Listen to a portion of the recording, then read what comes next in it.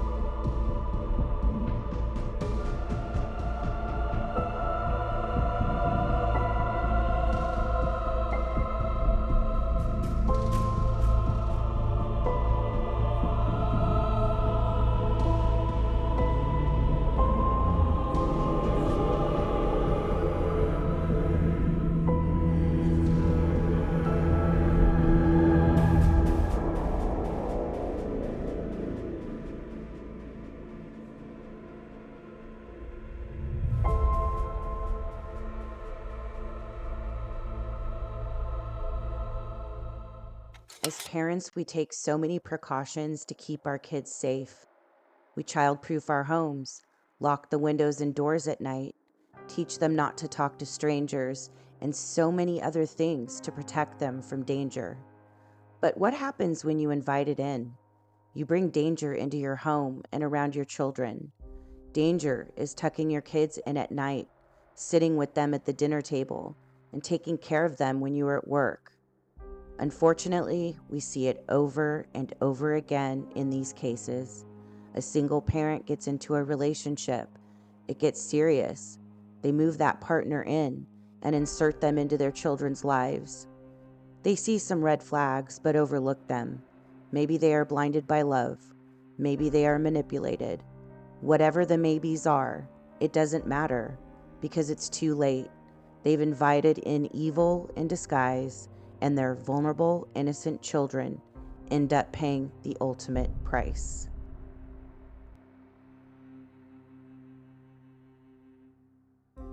That is what happened with beautiful Bella Fontenelle. Her father opened the door to evil and let it infiltrate his home, and in turn, it took Bella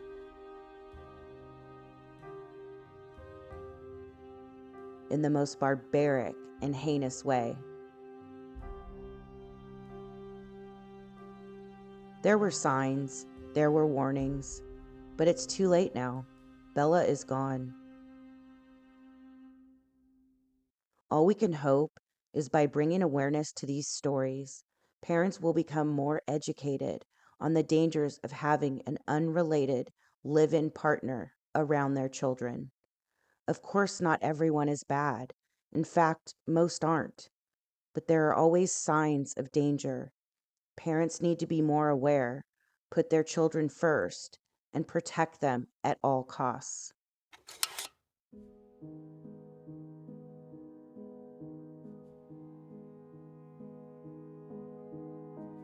Bella Elena Fontenelle was born January 30th, 2017.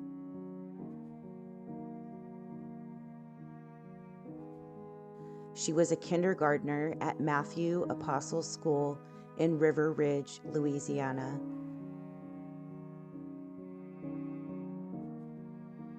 She loved Disney princesses, anything girly, but also loved swimming, riding her bike, and being active. She was loved by so many and such a bright light who should still be here.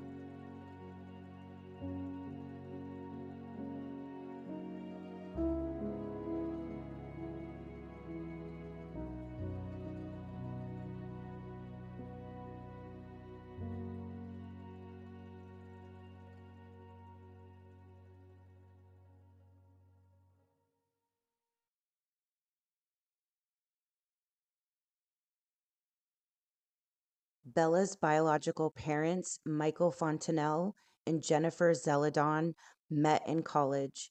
They both received degrees in accounting and went on to become CPAs. They never married, but had two daughters, Aria and Bella. Bella was their youngest. Shortly after Bella's birth, Michael and Jennifer split, but maintained a co-parenting relationship for the sake of the girls. They lived only a few streets away from each other in Harahan, Louisiana, and they did this to make their parental visits easier. Michael and Jennifer had joint custody of the girls. It's been reported the girls lived primarily with Michael, but spent a lot of time with Jennifer and her family as well.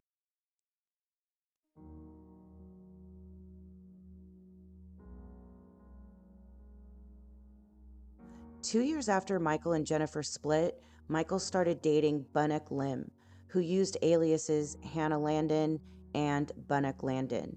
For the sake of this video, I will refer to her as Bunnock. She preferred being called Hannah, so I'm not going to oblige her preference in this video. She doesn't deserve that respect. Bunnock doesn't have a social media presence, so there isn't a ton of information I could find on her.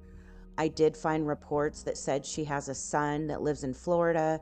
Not much is known about their relationship, but it's believed to be estranged. It's also said that she had a previous family that she abandoned. It's believed she originally immigrated to the US from Thailand, and sometime in 2006, she lived in the Mobile, Alabama area. In May of 2013, she obtained a marriage license with Donald Dwayne Landon. It's not clear if that was a viable marriage or if they ever legally divorced.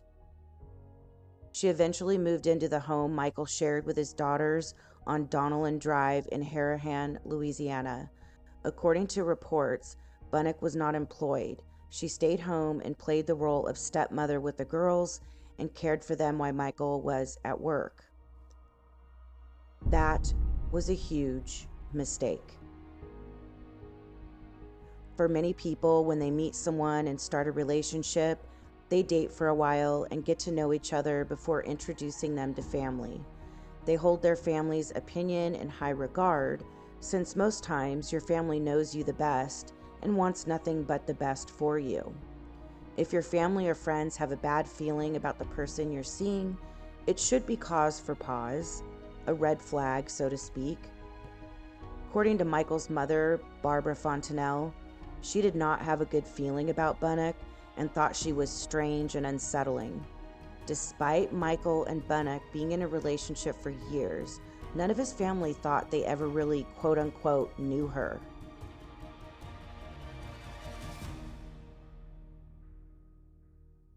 Once Bunnock moved in with Michael and the girls, she started displaying some very odd behaviors.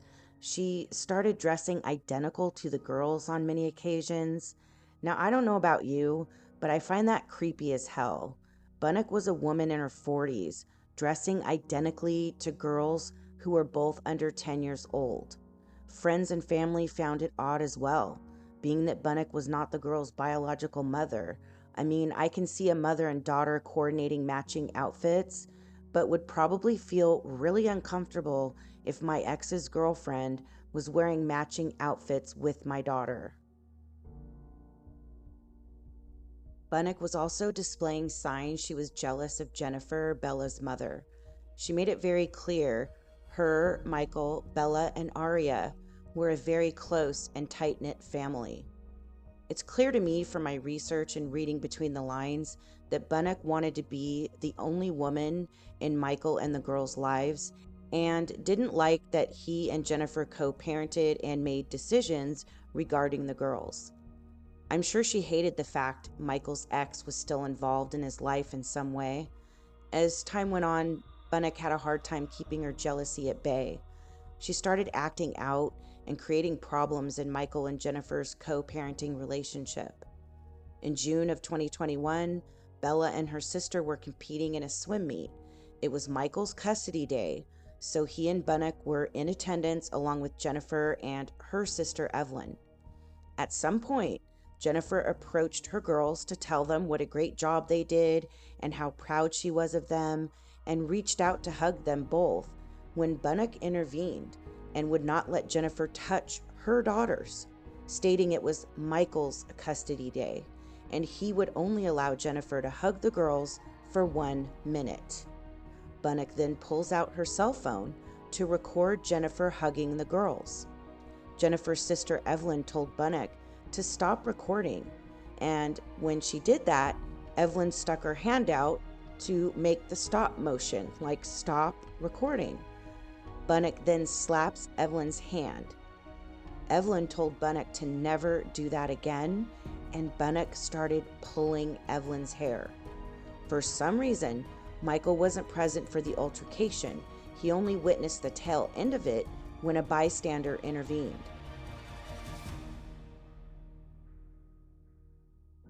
It's unclear who called the police, but they showed up and interviewed the women. According to court documents, Bunnock was extremely uncooperative and took no responsibility for her assault on Genxr's sister. She only blamed Genxr and Evelyn for what had occurred and would not give the police any of her information. It was also noted that Genxr's sister had visible scratches and marks on her face and arm from Bunnock's assault. I'd really like to know what Michael was doing during this. Why didn't he give the police Bunnock's information when she refused? Or at least encourage her to cooperate and answer law enforcement's questions. Bunnock would not cooperate with the police until she was threatened with charges. She ended up receiving a citation for simple battery. Then, what seems to be retaliation against Genxr, Bunnock subsequently took out a restraining order against Genxr, claiming back in March of 2021, before the swim meet, Genxr threatened her and grabbed her arm at one of the girls' soccer games. The restraining order was dismissed in August, with the judge stating there were no grounds to verify Bunnock's claims. Michael and Genxr seemed to have no issues co-parenting until Bunnock came into the picture. This is just my opinion, but you can't tell me it wasn't obvious this woman was unhinged and causing problems with Bella's mom in order to cause division between her and Michael. The altercation at the swim meet occurred in front of the girls. This woman literally assaulted their aunt in front of them. As a parent, I would think that would be grounds for, quote unquote, don't let the door hit you in the bum on the way out.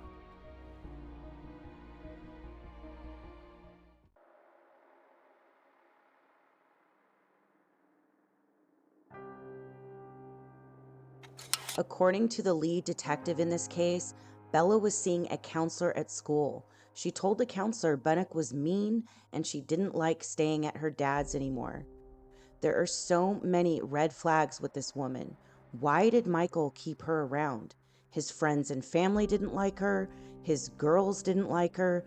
She assaulted the girl's aunt in front of the girls. Meanwhile, it's been reported Michael defended Bunnock and left her to watch the girls while he was working. There are no reports that Bunnock ever physically harmed the girls prior to taking Bella's life, but that doesn't mean she never did. She showed blatant signs of not being able to control her anger and acting out physically because of it. The girls saying she's mean is concerning as well. In my opinion, this woman was a walking red flag. And I'm sorry, I know Michael has lost his daughter, and according to police, he had nothing to do with her murder, but I find myself infuriated with him for keeping Bunnock around and defending her after her unhinged behavior around his daughters. I'm sure he never thought her behavior could escalate to murdering one of his children, but let that be a lesson to all of us. No relationship is worth risking our innocent children's lives. Our homes need to be a safe space for our children. That is our job as parents. If we invite danger in, our kids have nowhere to run and nowhere to hide. On the evening of Tuesday, April 25th, 2023, Bella and her sister were staying with their father, Michael. He was working late that evening since it was tax season. His mother came over and helped bathe and tuck the girls in for the night. Bunnock was home, so it's unclear if this was something his mother did from time to time or if there were issues between Bunnock and the girls that prompted the grandmother to take over for the evening, but the grandmother told investigators there was no sign of trouble between Bunnock and the girls that night. She stated she would have never left if she thought there were any issues. But something was definitely amiss. I find it hard to believe Bunnock just snapped. The barbaric nature of her crime leads me to believe there was trouble in paradise, but I'll talk more about that later in the video. At some point after Bella's grandmother left, Bunnock did the unthinkable. She beat and strangled precious little Bella. It's unclear if she used her hands or other objects to do it, but she took Bella's life that night at her father's house with her sister sleeping in another room. Bella should have been safe, but her father was working late and left her in the hands of this monster. She had no chance, nowhere to run. All of the anger, jealousy, and hate bubbling to the surface in Bunnock was unleashed on this beautiful, innocent child.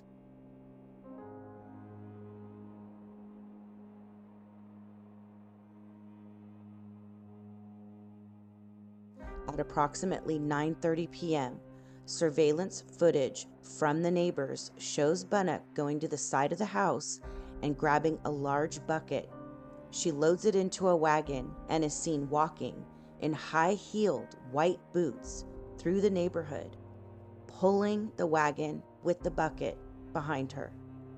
She walks a few streets over and places the bucket on Bella's mother's front porch.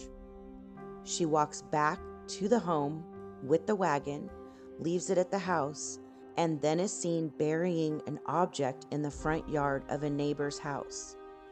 Around 10:30 p.m., Michael comes home and goes to bed. He does not enter any of his daughter's rooms to say goodnight, and Bunnock is not in bed. He doesn't see her when he comes home, but doesn't think anything of it. According to reports, it's because sometimes she sleeps on the sofa, but I just find this really strange.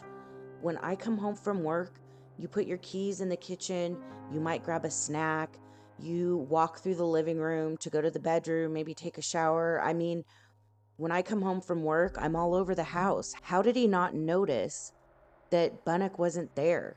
Even if she slept on the sofa sometimes, like he said, how did he not see that she wasn't on the sofa? I just find it weird that he didn't say goodnight to his girls. He didn't notice Bunnock wasn't in the house. The house was a single-story house. It wasn't 2 stories. It wasn't very big. I'm racking my brain wondering how he didn't notice that Bunnock was missing. Around 7 a.m. the next morning, Michael wakes up to find Bella and Bunnock missing. At 7:30 a.m., he calls police and reports them both missing. Police arrive at his home at 7:45 a.m. and they start their search. They go to Jennifer's house to see if Bella might be there, and they find the bucket Bunnock left on her front porch. They notice blood on the bucket and open it to find the most grisly discovery that will haunt them for the rest of their lives. Precious, beautiful Bella, her beaten and strangled body is folded into the bucket with no life left in her. It's unclear if Jennifer was home when Bella was found, but I thank God she did not find the bucket. That is what that demon Bunnock wanted. She wanted Jennifer to find her baby, brutalized and shoved in a bucket. My God, I want to throw up thinking about the fact that such evil walks this earth.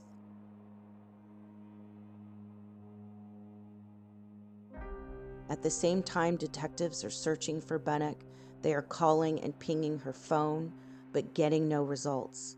They end up finding her at East Jefferson General Hospital. At this point, they have combed through the surveillance footage from neighbors' cameras and witnessed Bunnock walking with the wagon and bucket and leaving it at Jennifer's home. Apparently, after ending Bella's life, Bunnock went to the police station. She told officers she was having family issues and spoke with them for about 2 hours. She said she wanted to hug her mother and grandmother. Officers noticed she had an injury to her left hand and seemed mentally unstable. After speaking with her, they decided to have an ambulance take her to the hospital to have the injury on her hand treated and a mental evaluation. At this point, they had no idea what she had done. When detectives finally located Bunnock at the hospital, they noticed the injury to her hand and that she was wearing the same clothes noted in the neighbors' surveillance cameras. They arrested her and charged her with first-degree murder and obstruction of justice. Her bond was set at $2.5 million. Prosecutors have opted not to seek the death penalty. During her arraignment, she pleaded not guilty. Detectives later found on the surveillance footage that after returning the wagon to her home, she buried what was later found to be her cell phone in a neighbor's front yard. That is why they were unable to ping her cell phone during the search. While doing a forensic evaluation of her phone, they found her last web searches to be for defense attorneys. So it's pretty clear she thought she'd be caught. Michael's cell phone records confirm his alibi that he was at work during the time Bella was murdered, so he was not considered a suspect in her death. The blood on the bucket was tested and found to be Bunnock's blood. The blood at the house is still being evaluated. Bunnock's trial date is set for July 15th, 2024. Bella's family has rallied around her mother Jennifer and Bella's sister and are holding them up through the immense weight of grief they are enduring.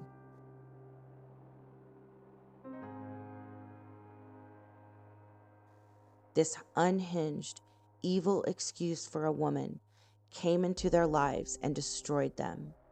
I firmly believe that Bunnock couldn't get to Jennifer, so she unleashed on Bella to hurt Jennifer in the most heinous way possible.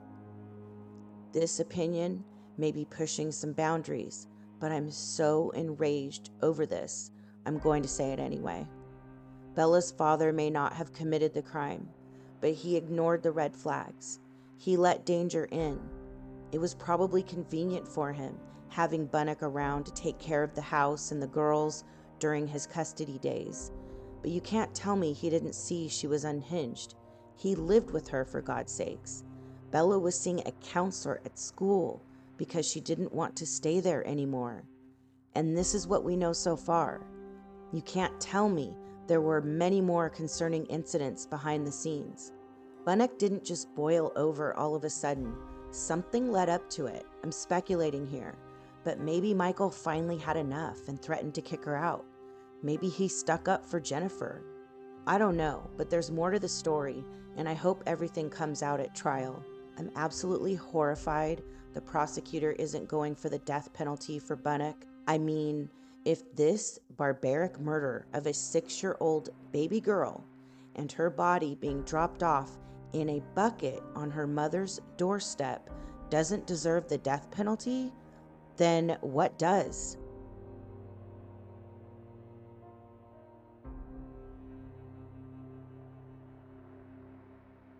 Rest in love, beautiful Bella.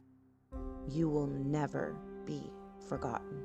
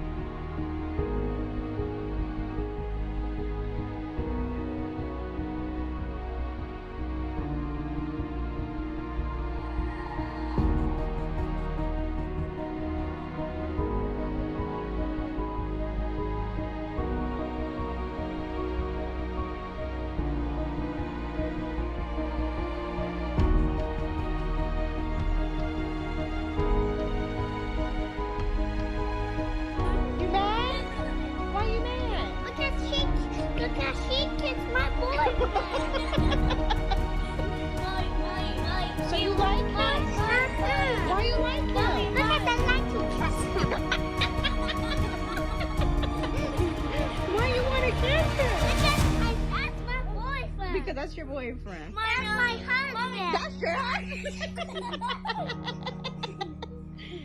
And did he say that he wanted to marry you? Oh yeah?